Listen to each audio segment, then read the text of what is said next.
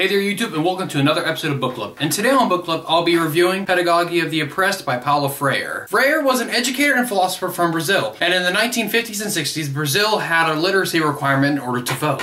In 1962, Freire began an experiment of teaching sugarcane workers how to read, and he managed to teach 300 of them how to read in only 45 days. This program spread across Brazil until about 1964, when a military coup overthrew the government, and Freire was actually imprisoned as a traitor. He was later exiled and spent a number of years abroad, working for different political organizations and working as guest professors at different universities. And in 1968, he published Pedagogy of the Oppressed in Portuguese, and in the next year it was translated into English and Spanish and was able to gain much wider readership. Freire adopted a version of liberation theology that today would be considered Christian socialism. The book emphasizes an anti-colonialist idea in which everything is put into the context of colonizers versus colonized, or as the title of the book suggests, he more often refers to as oppressed versus oppressors. One very big problem I have with the ideas in this book is his justification for violence. He says that it is morally right and justified for the oppressed to use violence against the oppressors, but not the other way around. And it is a very Marxist text in that regard, in that any effort or tactic applied by the oppressed is justified by nature of them being the oppressed. And the oppressors responding to the violence in any way but liberation is considered unjustified by nature of them being the oppressors. However, there is one idea in the book that I don't find completely objectionable, and that is the idea of the nature of education. He talks about two different systems of education. One system being where you have a teacher inserting knowledge into a person, kind of like a person putting money into a bank. And the other way is a more cooperative education where a teacher and student try to solve a problem together. Now, I personally think there is very good merit to that latter system,